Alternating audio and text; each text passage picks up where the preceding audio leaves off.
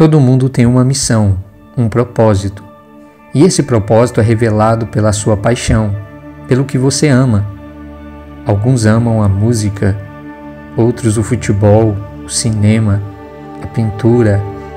Eu amo a Bíblia. Desde os meus 12 anos eu a estudo com dedicação. E desde meus 12 anos eu sei a minha missão de levar a verdadeira mensagem de Cristo aos homens.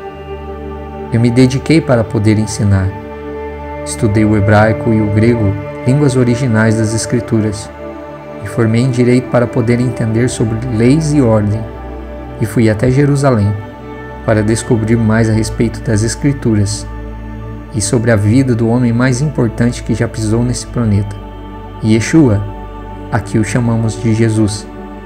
Eu quero convidar você para me acompanhar nessa viagem de descobertas dos segredos por trás das palavras e da vida do Messias que salvará o mundo.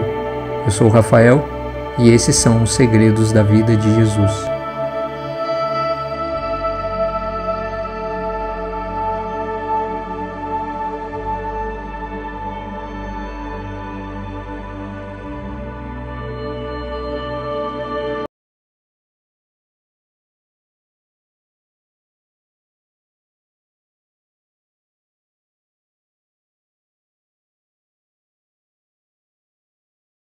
Hoje vamos tratar de um personagem muito importante na vida e na história de Jesus.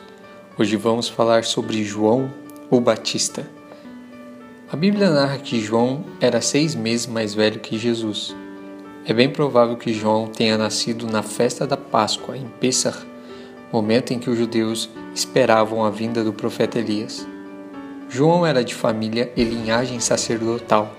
Em Lucas, no capítulo 1, verso 5, diz que existiu no tempo de Herodes, rei da Judéia, um sacerdote, chamado Zacarias, da ordem de Abias, e cuja mulher era das filhas de Arão. O nome dela era Isabel. Zacarias, sacerdote e pai de João, provavelmente entregou João, quando criança, conforme descrito pelo historiador Flávio Josefo, que as crianças eram entregues aos essênios para serem educadas. Esse grupo de judeus essênios que haviam se afastado de Jerusalém e que viviam nos desertos da Judéia, por não reconhecer o sistema religioso de Israel, dirigido pelos saduceus e fariseus.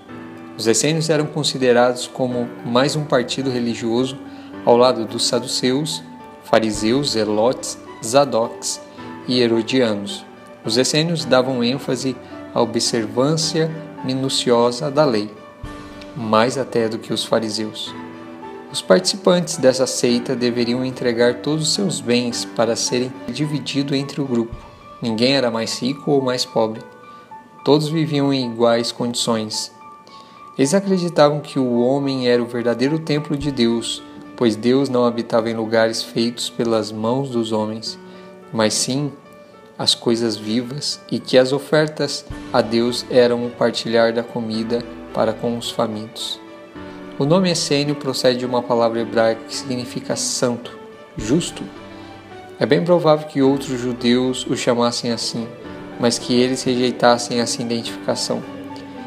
Porém, se consideravam tão puros e especiais para Deus que seriam usados como instrumentos divinos e não aceitavam as práticas dos fariseus e saduceus em Jerusalém, que diziam que os sacerdotes eram indignos e usavam um calendário errado. E por isso a maior parte deles viviam em comunidades em áreas desertas. Todavia, outros pequenos grupos moravam próximo de Jerusalém. Os essênios se autodenominavam como a voz que clama no deserto, aqueles que preparavam a vinda do Messias. Também se autodenominavam como os filhos da luz e como humildes de espírito. Eles aguardavam, na verdade, 2 Messias, um como precursor e outro trazendo a justiça para a terra. Os essênios praticavam ritos visando purificação física e espiritual. Um desses ritos era o banho diário. E pensando em outro aspecto doutrinário, os essênios tinham uma grande expectativa messiânica. Podemos destacar os seguintes pontos relacionados aos essênios. Eles eram instrumentos divinos.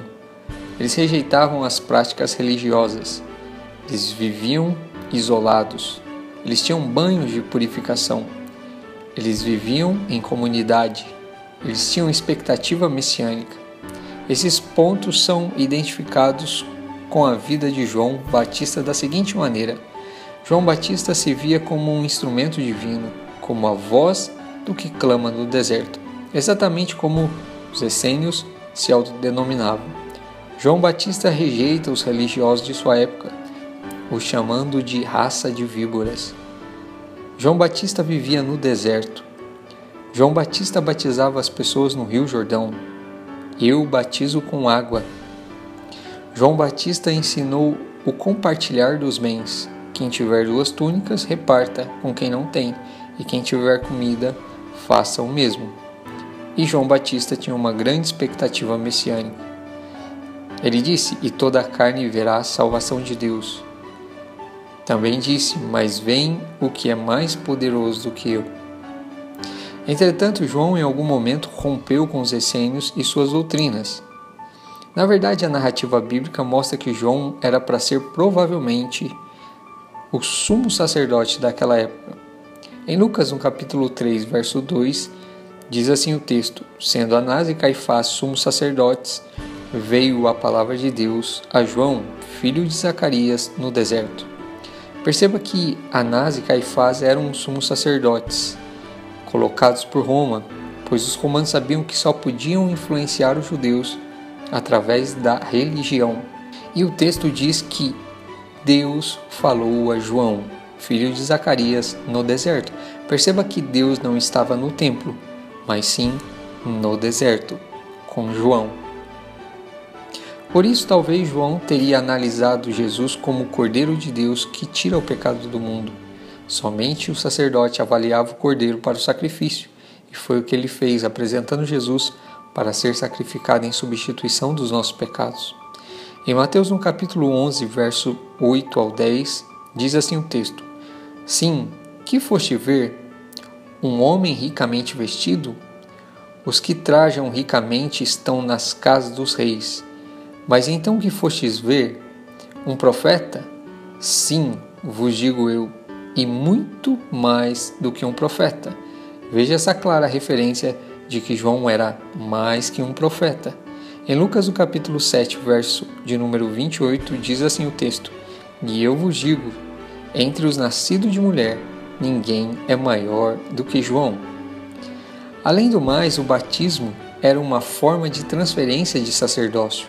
Quando João batizou Jesus, na verdade Jesus não estava arrependido por causa dos seus pecados, pois na verdade nem pecado ele tinha. Mas aquele momento era o momento da transferência de um sacerdócio para outro sacerdócio. Pois foi desse modo que Arão transferiu o sacerdócio lavando seus filhos, conforme está descrito em Levíticos, no capítulo de número 8. No Jordão, o sacerdócio de Levi teria se encerrado e passado ao sacerdote eterno, segundo a ordem de Melquisedeque.